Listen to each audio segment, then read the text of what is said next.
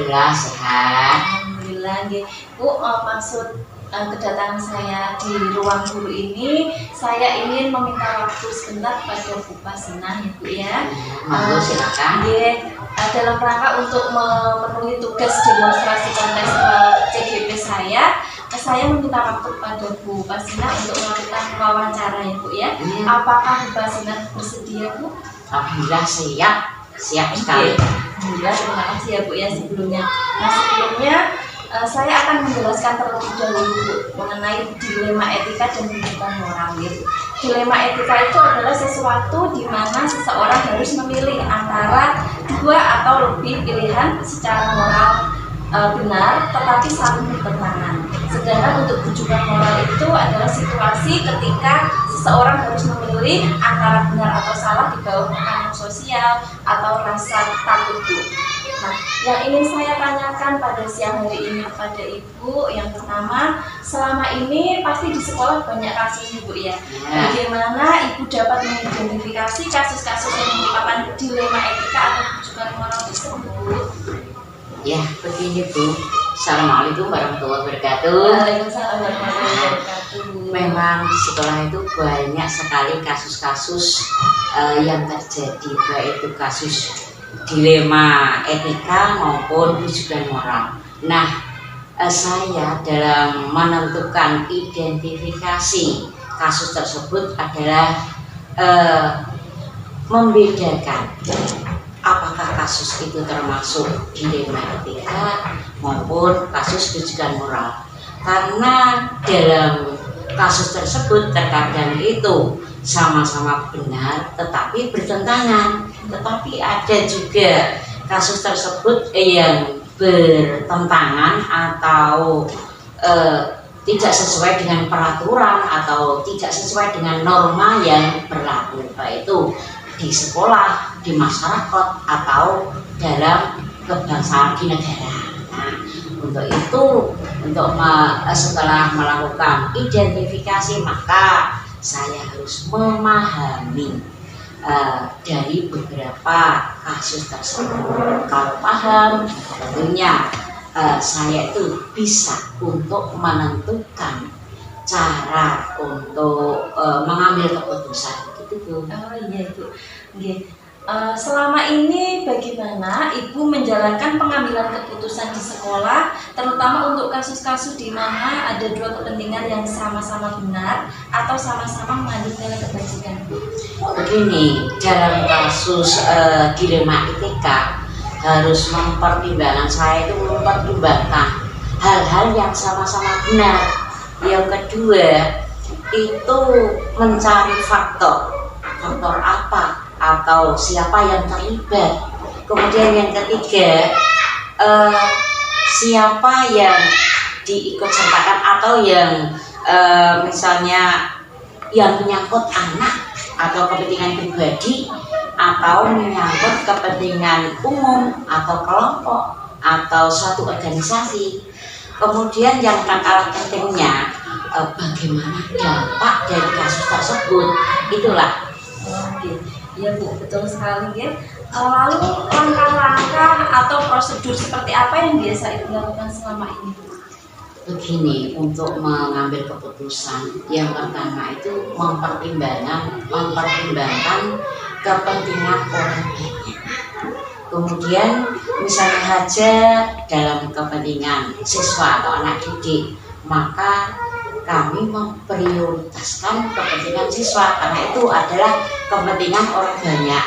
Nah, untuk itu kami harus melalui beberapa langkah. Yang pertama itu berbasis hasil dari akhir, kemudian yang kedua berbasis karena rasa kepedulian, yang ketiga itu karena peraturan, baik peraturan di sekolah, di masyarakat maupun untuk di dinas pendidikan atau negara. Itu tadi langkah-langkahnya ya Bu ya.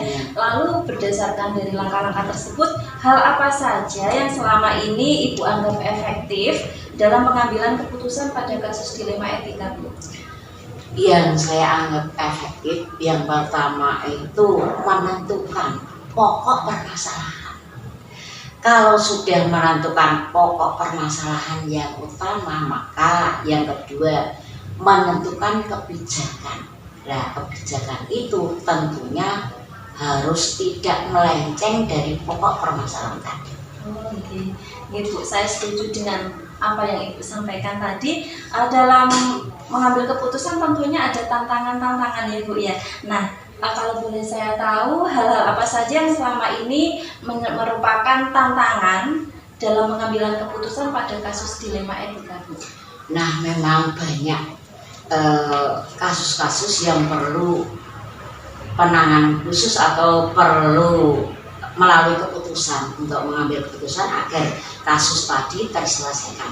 Tidak menutup kemungkinan kasus tersebut kadang-kadang dalam mencari keputusannya, dalam mengambil keputusan itu ada salah satu orang atau pihak-pihak tertentu yang merasa dirugikan atau tidak menyetujui, tidak setuju. Nah, apabila ada terjadi demikian, yang pertama yang harus saya lakukan, yang biasanya saya lakukan pertama melalui pendekatan yang intensif, kemudian diajak berbicara, berkomunikasi, kemudian dijelaskan sedetil-detailnya agar tidak terjadi kesalahpahaman. Kadang-kadang seseorang tidak menyetujui atau menolak dari keputusan itu karena mereka itu tidak paham apa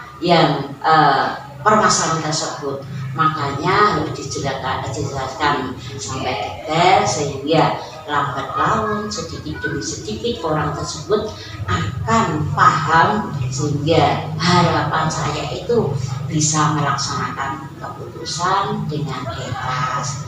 Kemudian yang tak kalah pentingnya, karena saya umat Islam, jika ada suatu permasalahan selalu melibatkan yang kuasa. Saya mohon petunjuk di malam hari setelah sholat malam, mohon petunjuk bagaimana permasalahan ini solusinya, karena harus saya bertanggung jawabkan besok di akhirat. Terima kasih Bu atas jawabannya, sangat menginspirasi, yang sangat lengkap sekali ya Bu. Apakah Ibu memiliki sebuah tata cara atau jadwal tertentu dalam sebuah penyelesaian kasus dilema etika? Apakah Ibu langsung menyelesaikannya di tempat atau memiliki sebuah jadwal untuk menyelesaikannya? Bentuk atau prosedur seperti apa yang Ibu jalankan? Suatu masalah kan kadang-kadang datangnya itu sewaktu waktu. Jadi saya tidak punya jadwal khusus dalam menyelesaikan masalah tersebut. Yang jelas saya memprioritaskan permasalahan tersebut. Permasalahan apa yang perlu diselesaikan secepatnya, tergantung dari seberapa pentingnya permasalahan tersebut. Nah, tentunya kalau sudah ditentukan nanti yang pertama itu harus diklarifikasi atau diintegrasi untuk menentukan fakta-fakta di lapangan, menentukan data-data di lapangan yang akurat, baru ditentukan keputusan. Tetapi juga tak lepas dari peran Bapak Ibu guru, nanti tetap diajak berkomunikasi juga dengan pihak-pihak lain yang bisa diajak bekerjasama, sehingga nanti keputusan bisa dilaksanakan dengan tepat. Adakah seseorang ya Bu, pastinya kan kita membutuhkan bantuan dari pihak lain ya Bu ya. Adakah seseorang atau faktor-faktor apa yang selama ini mempermudah atau membantu Ibu dalam pengambilan keputusan pada kasus dilema etika? Ya, tentunya pihak-pihak yang terkait yang ada hubungannya dengan kasus tersebut.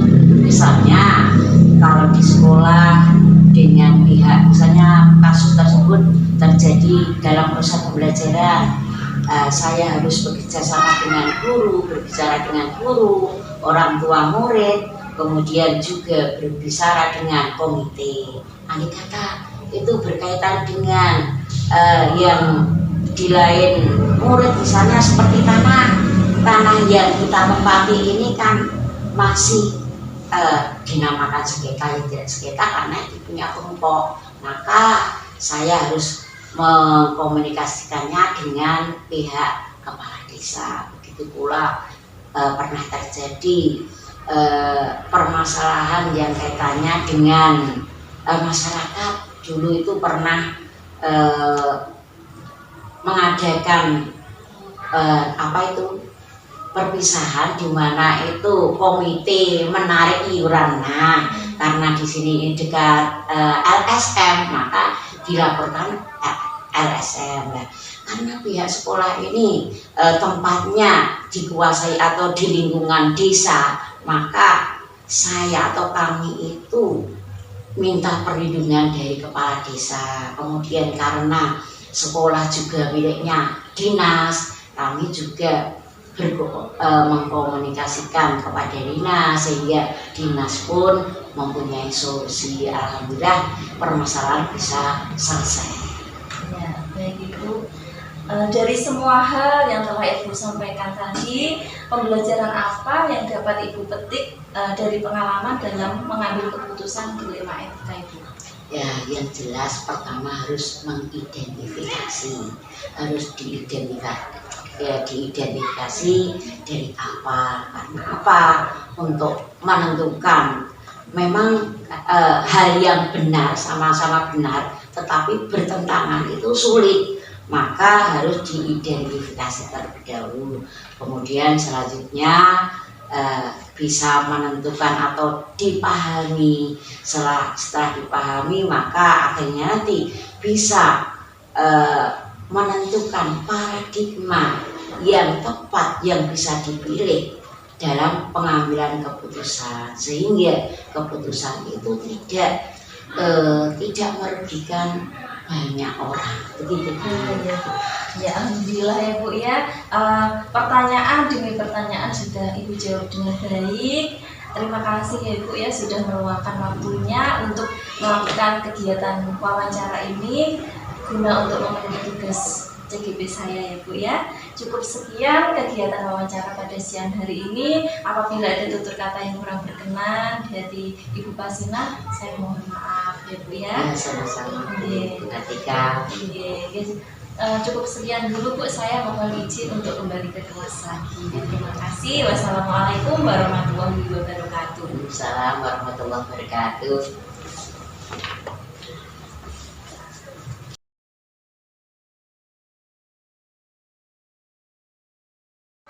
Assalamualaikum Pak Wid.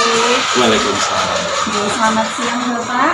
Iya, selamat siang. Bagaimana kabarnya hari ini Pak? Alhamdulillah baik. Alhamdulillah baik Pak. Maksud kedatangan saya ke sini, saya ingin meminta waktu kepada Pak Wid ya, sekitar 28 menit dan 5 atau 10 menit untuk melakukan kegiatan wawancara Bapak.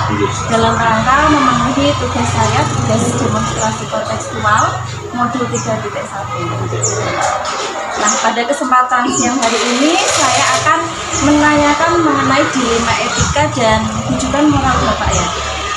Dilema etika sendiri itu sesuatu di mana seseorang harus memilih antara dua atau lebih pilihan yang secara moral benar tetapi saling bertentangan. Sedangkan rujukan moral itu situasi ketika seseorang harus memilih antara benar atau salah di bawah tekanan sosial atau rasa takut. Nah, begini Bapak. Selama ini pasti di sekolah ada kasus-kasus ya Pak ya, yang mengarah ke dilema etika. Nah, bagaimana Bapak dapat mengidentifikasi kasus-kasus yang merupakan dilema etika atau rujukan moral tersebut? Bagi saya untuk mengetahui kasus seperti itu paling tidak saya komunikasi dengan guru ya. Apakah itu masuk ke dilema etika atau ke moral, karena hal itu perlu saya sampaikan kepada semua pihak di sekolah ini untuk kedepannya dilakukan seperti itu saja. Selama ini bagaimana Bapak menjalankan pengambilan keputusan di sekolah, terutama untuk kasus-kasus di mana ada dua kepentingan yang sama-sama benar atau sama-sama mengandung nilai kebajikan, Bapak? Kalau saya identifikasi dulu manakah yang harus saya kedepankan permasalahan itu, karena permasalahan itu menyangkut benar melawan benar, benar melawan salah. Jadi hal itu salah identifikasi, kemudian memediasi pihak-pihak yang terkait untuk dirapatkan bersama, diambil keputusan ke depannya yang nanti tidak merugikan salah satu pihak. Baik sekali, Bapak. Lalu langkah-langkah atau prosedur seperti apa yang biasa Bapak lakukan untuk mengatasi kasus tersebut? Ya, seperti tadi, yaitu yang mengutamakan harus mengidentifikasi dulu permasalahan tersebut, kemudian pihak-pihak mana yang terkait kita kepertemukan, ada mediasi. Yang terpenting adalah suatu saat nanti ketika saya ambil keputusan itu dapat dipertanggungjawabkan dan tidak merugikan salah satu pihak, seperti itu. Lalu hal-hal apa saja yang selama ini Bapak anggap efektif dalam pengambilan keputusan pada kasus-kasus dilema etika? Ya, yang terpenting bagi saya seperti ini, harus sesuai aturan yang ada. Kemudian harus mempertimbangkan apakah yang saya ambil putusan itu berdampak pada anak baik enggak atau pihak yang lain berdampak. Hal itulah yang menjadi acuan bagi saya untuk diambil putusan yang sekiranya menguntungkan dari semua. Dalam membuat yang pengambilan keputusan tadi kan tentunya ada tantangan ya Pak ya. Nah, hal apa saja yang selama ini merupakan tantangan dalam pengambilan keputusan pada kasus dilema etika, Pak? Iya, yang agak sulit seperti itu, Pak. Untuk memutuskan sama-sama benar mana yang harus kita putuskan, yang baik yang mana. Hal itulah yang menjadi sedikit permasalahan. Hal itulah yang perlu saya bahas dengan guru-guru kami dalam hari ini. Keputusan itu harus tidak boleh merugikan semua pihak. Yang penting keputusan itu baik antara yang satu dengan yang lain. Apakah Bapak memiliki sebuah tata kala atau jadwal tertentu dalam sebuah penyelesaian kasus dilema etika? Apakah Bapak langsung menyelesaikannya di tempat atau memiliki sebuah jadwal untuk menyelesaikannya? Lalu bentuk atau prosedur seperti apa yang Bapak jalankan?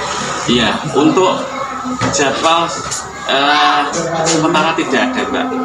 Saya bersama teman memprioritaskan jalannya urgensi bagi permasalahan yang mana saya anggap lebih mendesak untuk diselesaikan. Jadi prioritasnya adalah yang mendesak dulu, seperti itu diselesaikan. Jadi tidak ada jadwal untuk ke depan. Lalu adakah seseorang Pak, atau faktor-faktor yang selama ini mempermudah atau membantu Bapak dalam pengambilan keputusan dalam kasus dilema etika?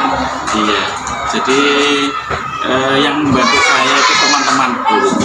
Jadi teman-teman saya ngobrol bersama, ada permasalahan, kita ngobrol bersama apakah yang harus kita lakukan, apa tindak lanjutnya, efeknya seperti apa, seperti itu. Jadi faktor itulah yang harus kita utamakan dalam hal kedepannya menjadi lebih baik tentang dilema etika tersebut. Baik Pak, terima kasih tadi sudah menjelaskan panjang lebar ya Pak ya. Dari semua hal yang telah Bapak sampaikan, pembelajaran apa yang dapat Bapak petik dari pengalaman dalam mengambil keputusan dilema etika Pak? Iya, paling tidak tahu dilema etika, masalahnya, dan hal apa yang harus dilakukan saya dengan guru-guru untuk memecahkan masalah itu, baik masalah itu berhubungan dilema etika atau berhubungan moral, sehingga kedepannya permasalahan-permasalahan itu muncul bisa ditangani dengan baik seperti itu. Ya, terima kasih Bapak. Alhamdulillah pertanyaan demi pertanyaan sudah terjawab dengan baik. Terima kasih juga sudah meluangkan waktunya ya Pak ya untuk wawancara dengan saya. Cukup sekian kegiatan wawancara pada siang hari ini Pak. Sekali lagi saya ucapkan terima kasih. Mohon maaf jika ada beberapa yang kurang berkenan dari Bapak. Sama-sama. Assalamualaikum. Wassalamualaikum warahmatullahi wabarakatuh. Salam.